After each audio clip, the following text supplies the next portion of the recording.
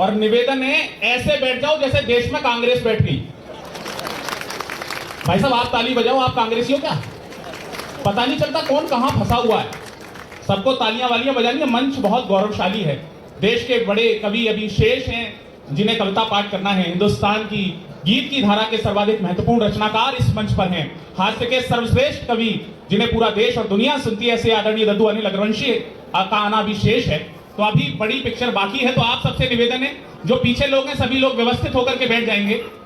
दद्दू की व्यस्तताएं थी इसलिए उनको पहले प्रस्थान करना पड़ा।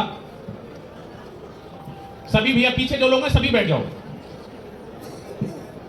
दद्दू बता रहे थे बहुत देर से पीयूष भैया क्या शानदार संचालन कर रहे हैं। एक बार इतने शानदार संचालन के लिए भी जोरदार तालियां हों। और जब परम पूज्य महाराज श्री का आशीर्वाद इन्हें प्राप्त है तो उनके अंदर ये कौशल, ये प्रतिभा आना लाजमी है। मैं क्रम पर हूं लेकिन मैं उतनी ही देर सुनाऊंगा आपको जितनी देर आप सुनना चाहते हैं। मेरे बड़े भाई का आदेश है, उनके आदेश को अध्यादेश मानते हुए मैं यहाँ पर उपस्थित हूँ। मैं देख रहा हूँ बहुत सारे लोग मुझे देखकर तालियां वालियां नहीं बजा रहे हैं। मेरा आप सबसे निवेदन है, सर आप नहीं बजाएंगे अपना काम फिर भी चलेगा। मैं एक कवि सम्मेलन में मैंने वीर रस की कविता सुनाई, सामने बैठे हुए श्रोता ने ताली नहीं बजाई। मैंने हास्य की कविता सुनाई, वो हंसे भी नहीं। मैंने कहा जी मैंने हास्य की कविता सुनाई, सब लोग ठाके के साथ हंसे, आप हंसे क्यों नहीं? बोला अमीर आदमी हूं, हंसने के लिए आदमी रखे हुए हैं। मैंने कहा जी मैंने वीर रस की कविता सुनाई, आपने ताली भी नहीं बजाई। बोले बता तो दिया अमीर आदमी हूं, ताली बजाने के लिए आदमी रखे हुए हैं। और समझदारी की बात अगली आ रही है, एक एक व्यक्ति के हाथ उठा के तालियां चाहिए। वही भाई साहब 15 दिन पहले मुझे प्रयागराज एयरपोर्ट पे मिल गए। मुझे कहीं से पता चल गया कि उनकी शादी हो गई है। मैंने पूछा भाई साहब हनीमून पे नहीं गए?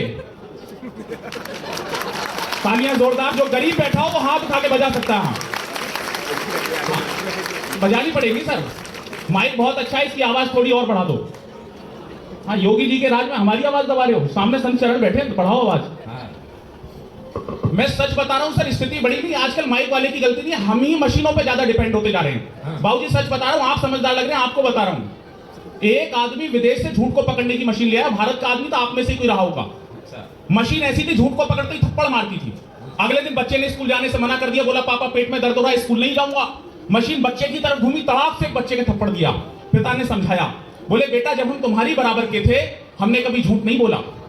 मशीन पापा की तरफ घूम तड़ाक से पापा के दिया। और समझदारी की बात अगली आ रही है, अब तक जितनी ताली ना बजी उतनी बजाना। जो समझे इतने ही मम्मी बोल पड़ी, बोली बेटा भी तो आपका ही है। तालियां जोरदार बजा सकते हो आप? क्या कह रहे हो? वाह वाह वाह। हमारी आन है भगवा, हमारी शान है भगवा। और अब जागना और सनातन की लौ जिनके होने से प्रज्वलित है, ऐसे संत शरण यहाँ पर भी बैठे हैं। पूज्य महाराज श्री का आशीर्वाद है, पूज्य माता बैठी हैं, उनकी उपस्थिति में कह रहा हूं आपकी आकाश पर तालियां हो, क्योंकि ये जो सुयोग हमें मिला है, ये जो संगम के तट पर पूज्य संत चरण के आशीर्वाद हमें मिल रहा है, मैं इस सौभाग्य पर अपने इतरा रहा हूं कि इतनी कम आयु में मेरे मंच के बड़े लोग हैं और इतने बड़े लोग मेरे समक्ष बैठे हुए हैं। मैं उनकी उपस्थिति में कह रहा हूं, हमारी आन है भगवा। हमें गर्व है कि हमारे प्रदेश के मुख्यमंत्री भी भगवा वस्त्र में पहन करके सत्ता चलाते हैं। तब कह रहा हूं कि हमारी आन है भगवा। तालियां कम उठी आपकी, चौथी पे जरा समेटना। हमारी आन है भगवा, हमारी शान है भगवा। हर एक मां भारती के लाडले की जान है भगवा। कोई समझे इसे कपड़ा, कोई बस रंग समझता है, मगर सच है कि हिंदुस्तान की पहचान है भगवा। मगर सच है कि हिंदुस्तान की पहचान है भगवा। जिनकी मुट्ठियां कम खुली उन्हें एक अवसर मां गंगा को प्रणाम कर रहा हूं कि हमारी आन है गंगा, हमारी शान है गंगा। हर एक मां भारती के लाडले की जान है गंगा। कोई समझे से पानी, कोई अमृत समझता है, मगर सच है कि हिंदुस्तान की पहचान है गंगा। मगर सच है कि हिंदुस्तान की पहचान है गंगा। तुम ही करती हो भव से पार, हे करुणाइनी माता। जागना जरा कि तुम ही करती हो भव से पार, हे करुणाइनी माता। तुम ही हर व्यक्ति को लगती हो जीवनदायिनी माता। पुनीता हो कि जो मैया विराजी हो जटा शिव में, नमन तुमको करे सारा जहां वरदायिनी माता। वाह वाह वाह। हाँ यहाँ पे तालियां कम आई क्योंकि ये समझदारी की कविता थी। मैं सच बता रहा हूं, इतने पढ़े लिखे लोग बोल रहे हैं, माता जी बता रही थी, अभी पीयूष भैया बता रहे थे, सब पढ़े लिखे लोग हैं। देश भर के सारे पढ़े लिखे लोग आज इस पांडाल में हैं। मैंने इनसे कहा यही सबसे बड़ा संकट है। नहीं सच बता रहा हूं बाबूजी, अगर अनपढ़ आदमी से 10 भैंस खड़ी करके पूछो 1 2 3 4 कितनी खड़ी है, वो सीधा सीधा गिन के बता देगा 1 2 3 4 भैया 10 भैंस। अगर मैं किसी पढ़े लिखे से पूछूं, यानी कि आप सब में से किसी से, तो टांगों से गिननी शुरू करोगे, फिर उसके बाद 4 से भाग दोगे।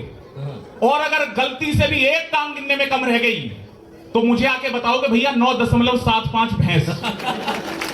तो पढ़े लिखे लोगों में संकट आ जाता है। ये पीयूष भैया मुझसे कह रहे थे जल्दी क्रम, जल्दी मेरा नंबर लगा दियो, अपने बाद मेरा लगा दियो। मैंने कहा इतनी जल्दी क्या है? बोले यार बात ये है जितने घर नहीं जाता पत्नी खाना नहीं खाती। मैंने कहा भैया सौभाग्यशाली आदमी हो जो आज के जमाने में ऐसी पत्नी मिली जो आपके साथ खाना खाती है। जो इन्होंने जवाब दिया, एक एक व्यक्ति की तालियां इनके लिए उठेंगी। इन्होंने कहा बात वो नहीं है भाई, घर जाता हूं बनाता हूं तब खाती है। अपनी तो ऐसी भी स्थिति हो जाती है। हाँ, और थोड़ा आनंद में रहना। मैं बता चुका मंच का सबसे होशियार कवि हूं सर। रिजल्ट आना था, मेरे पिता ने कहा एक सब्जेक्ट में फेल हो तो कहना जय श्री राम, 2 में फेल हो तो कहना राधे श्याम, 3 में फेल हो तो कहना ब्रह्मा विष्णु महेश। मैं रिजल्ट लेके आया बाबूजी, मेरे पिताजी गेट पे लठ लेके तैयार, बोले क्या हुआ रिजल्ट का? मेरी होशियारी के लिए हाथ उठा के तालियां बजाना। मैंने कहा पापा सांचे दरबार की। तो ये भी होशियारी काम आती है। 4 पंक्तियां पढ़ रहा हूं, ये जब से बोल रहे थे, ये बोल रहे थे अमित भैया मैं मुंबई में गया वहां सितारे पाए जाते हैं, मैं मुंबई में गया सितारे पाए जाते हैं। मैंने जो इन्हें जवाब दिया, मेरे लिए तालियां बजाना। मैंने कहा कि मैं उस उत्तर प्रदेश में रहता हूं जहां बुलडोजर पाया जाता है।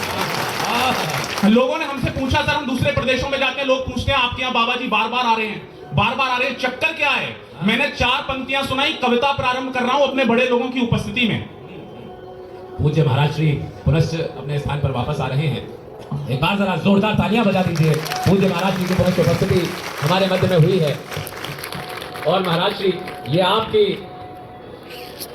आपके कार्यक्रम की सफलता का परिचायक है कि आज आपने कवियों को बुलाया और पंडाल में तिल भर रखने की जगह शेष नहीं है।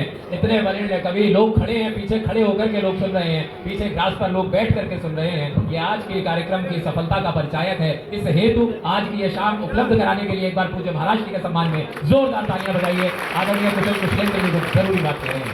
पूज्य महाराज श्री की उपस्थिति हो गई है।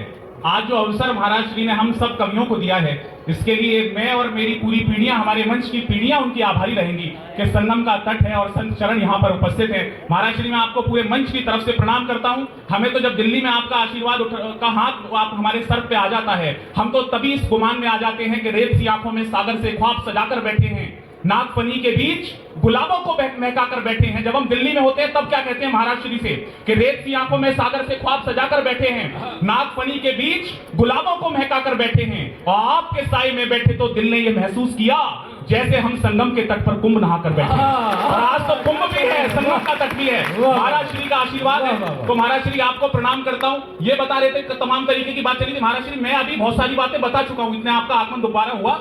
मैं मंच का महाराज श्री सबसे होशियार कवि, मैं ये पता लगा लेता हूं कि पीढ़ी में बीमारी कहां से चली आ रही है। टीचर आदमी बोर्ड पे लिख दिया एक दिन इलेक्ट्रिसिटी, एक बच्चे को खड़ा किया, क्या लिखा हुआ है? जैसे बच्चा बैठा हुआ है, उसने कहा मास्टर जी इलेक्ट्रिसिटी।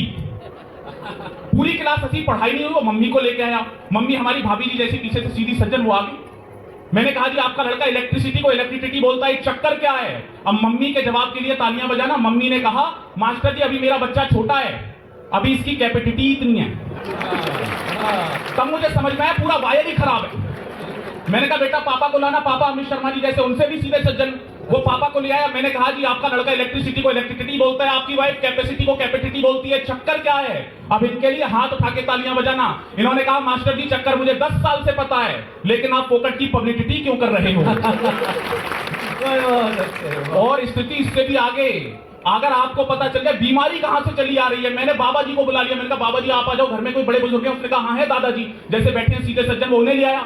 मैंने कहा जी आपका पोता इलेक्ट्रिसिटी को इलेक्ट्रिसिटी बोलता है, आपके लड़के की वाइफ कैपेसिटी को कैपेसिटी बोलती है, आपका लड़का पब्लिसिटी को पब्लिसिटी बोलता है, चक्कर क्या है? अब एक एक व्यक्ति के हाथ उठे। दादाजी ने कहा बेटा ये तीनों के तीनों अनपढ़ गंवार जाहिल हैं, इन्होंने तो कभी यूनिवर्सिटी का मुंह ही नहीं देखा।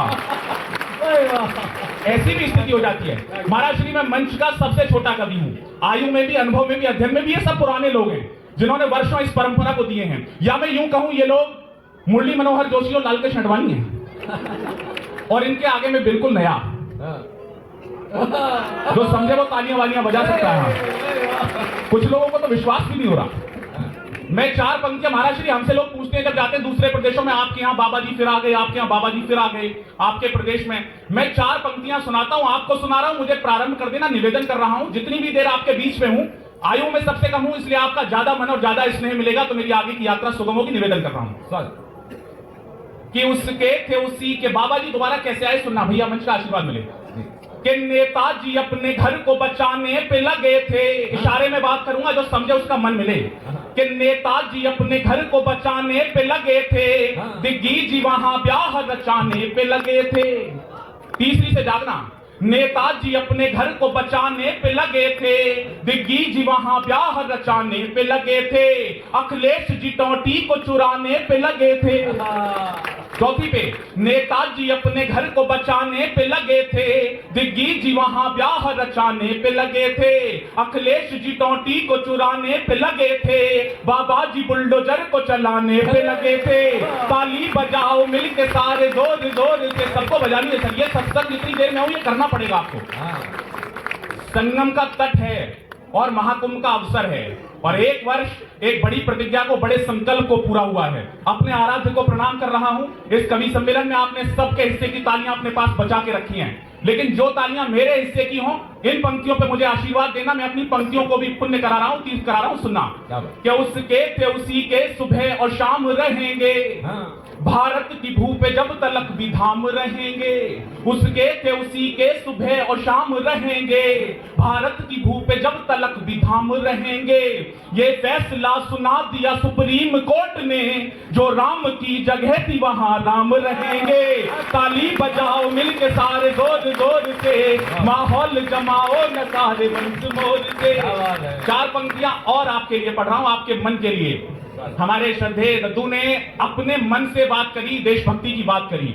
मैं चार पंक्तियां भारतवर्ष के प्रधान को समर्पित कर रहा हूं, जिनका चित्र पूज्य महाराज श्री के साथ है। उनको समर्पित करते हुए महाराज श्री की उपस्थिति में महाराज श्री का आशीर्वाद मांग रहा हूं कि मैंने अगर सलीके से बात की हो तो मुझे आशीर्वाद मिले। निवेदन कह रहा हूं कि रुपयों का बैग छीन के बोरा थमा दिया। पाकिस्तान के प्रधानमंत्री का नाम है शहबाज शरीफ। अब मेरा इशारा देखना और इस बार तालियां थप्पड़ की तरह उठे। निवेदन कर रहा हूं कि रुपयों का बैग छीन के बोरा थमा दिया, डोरी की डोर तोड़ के डोरा थमा दिया। एक काम किया मोदी जी ने 11 साल में, शहबाज के हाथों में कटोरा थमा दिया। ताली बजाओ मिलके सारे जोर जोर से, माहौल जमाओ न सारे वंश मोर से। चार पंक्तियां और सुनना, आपके मन के लिए पढ़ रहा हूं। हम दिल्ली से आते हैं और दिल्ली से ये भी आवाज लग गई थी भारत के टुकड़े कर देंगे। जवाब सही मिला हो भारतवर्ष की सियासत ने, और आपने सही जगह बटन दबा करके सही प्रधान को चुना हो, सही नेतृत्व को चुना हो, तो अपने आप पर गर्व करने वाली तालियां बजाना। निवेदन कर रहा हूं जिन लोगों ने कहा भारतवर्ष के टुकड़े कर देंगे, उनको जवाब किस तरीके से मिला। जो पीछे तक लोग हैं उनकी भी चेतना है। निवेदन कर रहा हूं कि ब्रह्मास्त्र था जो पास छोड़ कर दिखा दिया, विधान का भी पेज मोड़ कर दिखा दिया। ब्रह्मास्त्र था जो पास छोड़ कर दिखा दिया, विधान का भी पेज मोड़ कर दिखा दिया। वो देश तोड़ने की बात करते रह गए, मोदी जी ने कश्मीर जोड़ कर दिखा दिया। ताली बजाओ मिलके सारे जोर जोर से, माहौल जमाओ न। मैं सच बता रहा हूं, महाराज श्री में फिर बता रहा हूं, बार बार मुझे बताना पड़ता है। लोग मेरी आयु देख के विश्वास ही नहीं करते। मैं इस मंच का सबसे होशियार कवि हूं। मैं कौन बनेगा करोड़पति में गया महाराज श्री, अमिताभ बच्चन जी ने मुझसे पूछा, बोले विश्व में सबसे ज्यादा भाषाएं किसे आती हैं?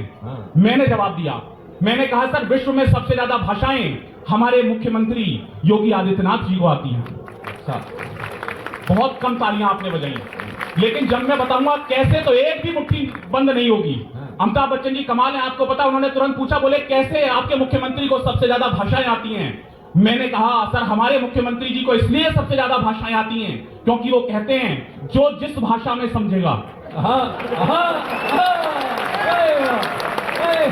उसे उस भाषा में समझाएंगे। और महाराज श्री अमिताभ बच्चन जी कमाल, सवाल पे सवाल दागते। दूसरा सवाल दाग दिया, बोले ये तो बता दिया सबसे ज्यादा भाषाएं किसे आती हैं, ये बताओ राजनीति में तख्ता पलट किसे कहते हैं? और इस बार एक एक व्यक्ति का आशीर्वाद मुझे मिले। आपको भी बता रहा हूं, मैंने कहा सर राजनीति में तख्ता पलट का भी सबसे बड़ा उदाहरण हमारे उत्तर प्रदेश से आता है। फिर उन्होंने पूछ लिया कैसे? मैंने कहा सर पहले हमारे मुख्यमंत्री थे अखिलेश यादव, AY, और अब है योगी आदित्यनाथ, YA। तालियां बजा सकते हो अगर आपको भी पता चल जाए, इसी को तख्ता पलट कहते हैं। उन्होंने तुरंत तीसरा सवाल डाल दिया, बोले ये तो बता दिया कि चलो तख्ता पलट किसे कहते हैं, ये बताओ पिछले 10 साल में देश में सबसे ज्यादा क्या फैला? एक शब्द में उत्तर दे रहा हूं, एक एक व्यक्ति की तालियां उठ जाएंगी। बोले देश में सबसे ज्यादा पिछले 10 साल में क्या फैला? मैंने कहा सर भाजपा।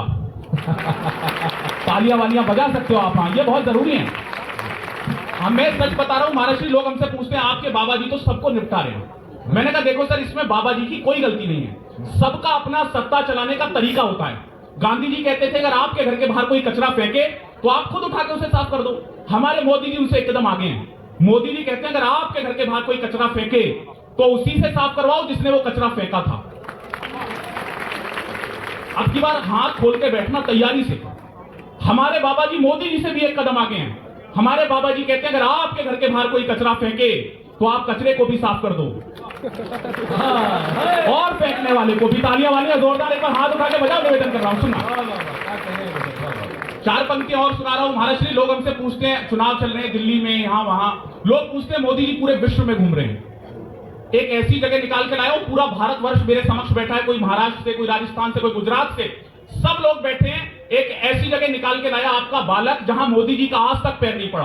आप पहली बार सुनोगे, मन देना, निवेदन कर रहा हूं कि पापी थे जितने वो नहीं पाताल में गए, नेताजी बन के वो न बुरे हाल में गए। महाराष्ट्री मेरी पत्नी थोड़ी पॉलिटिकल माइंड की है, मैं सच बता रहा हूं सर, आपको समझ में ऐसे नहीं आएगा। मैं सीधा सीधा समझाऊंगा, एक एक व्यक्ति की तालियां उठेंगी।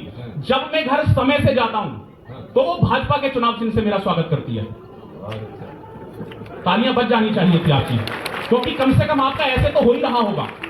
अगर मैं इससे लेट जाऊं तो वो कांग्रेस के चुनाव चिन्ह से मेरा स्वागत करती है। और अब आशीर्वाद की तालियां देना, नई बात कह रहा हूं, अगर मैं इससे भी लेट जाऊं तो वो आम आदमी पार्टी के चुनाव चिन्ह से मेरा स्वागत करती है। और आपकी तालियां बता रही है कि घर में आपका भी स्वागत ऐसे ही हो रहा है। मुझे लग रहा है आप भी स्वागत करवा के ही मंच पर आए हो।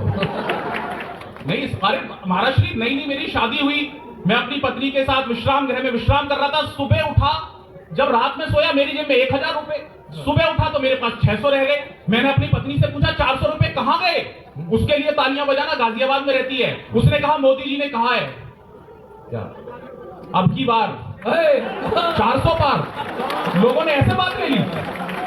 हाँ, स्थिति बड़ी खराब हो जाती है, लेकिन मोदी जी हमारे बड़े कमाल है सर, बिल्कुल कमाल। वो एक चीन के राष्ट्रपति से मिले, शी जिनपिंग से, तो जितने भी चीनी सैनिक थे डोकलाम से वापस चले गए। मोदी जी से बात हुई, मोदी जी ने, मैंने मोदी जी से पूछा, मैंने कहा मोदी जी आपने ऐसा क्या किया, केवल हाथ ही मिलाया, सारे चीनी सैनिक वापस कैसे चले गए? मोदी जी ने कहा मैंने कुछ नहीं करा, मैंने शी जिनपिंग से हाथ मिलाया और सिर्फ एक ही बात कही। इस बार मोदी जी के लिए तालियां बजाना। मोदी जी ने कहा बस मैंने एक बात कही कि जितनी तेरी आंखें खुलती है ना उतनी तो मैं बंद करके सोता हूं। मोदी जी कहा नहीं गए। चार पंक्तियां आपके आनंद के लिए पढ़ रहा हूं, सुनना, पहली बार सुनोगे इसलिए मन से तालियां देना। कि पापी थे जितने वो नहीं पाताल में गए, नेताजी बन के वो न बुरे हाल में गए, पीएम बन के दुनिया में घूमे मगर सुनो मोदी जी आज तक नहीं ससुराल में गए। ताली बजाओ मिलके सारे जोर जोर से, जो कुछ नहीं था उसका भी मसला बना दिया, आतंक खात्मे कोई कसला बना दिया।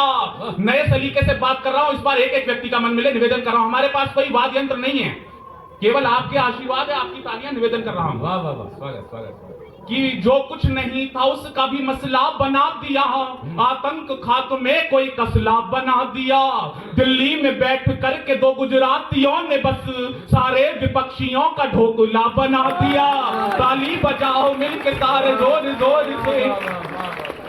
महाराष्ट्र, अभी इस देश में चीते आए, मीडिया के लोग बैठे हैं, सारे देश ने दिखाया चीते आए चीते आए। मैंने चीते से बात की, मैंने कहा भारत जा रहे हो, डर नहीं लग रहा? जो चीते ने जवाब दिया, चीते के लिए तालियां बजाना, बोला हाँ मैं भारत आ रहा हूं लेकिन डर नहीं लग रहा क्योंकि मैं वहीं से भाजपा की सदस्यता लेकर के आ रहा हूं। चीते आए, सारा मीडिया परेशान, देश परेशान। मैंने पूरे देश को बताया कि चीते क्यों आए। नए तरीके से बात सुनना कि अपनी ही जान को वो फजीता नहीं लाते, केसर ले आते और पपीता नहीं लाते। अपनी ही जान को वो फजीता नहीं लाते, केसर ले आते और पपीता नहीं लाते। मोदी जी के घर में जो एक शेरनी होती, अफ्रीका से मोदी कभी चीता नहीं लाते। बहुत बहुत आभार, बहुत बहुत शुक्रिया। जो बड़े लोग हैं उनको प्रणाम करते हुए सिर्फ यही कह रहा हूं, जिनको नियति ने अनुभव देते हुए चांदी का मुकुट दिया है, आपको प्रणाम कर रहा हूं कि खुशी सुख चैन अब सबके घरानों में नहीं मिलती, सुकून की जिंदगी हमको दुकानों में नहीं मिलती। बहुत अनमोल दौलत है, दुआ ले लो बुजुर्गों की, ये वो दौलत है जो हमको खजानों में नहीं मिलती। बहुत आभार, बहुत शुक्रिया, बहुत धन्यवाद।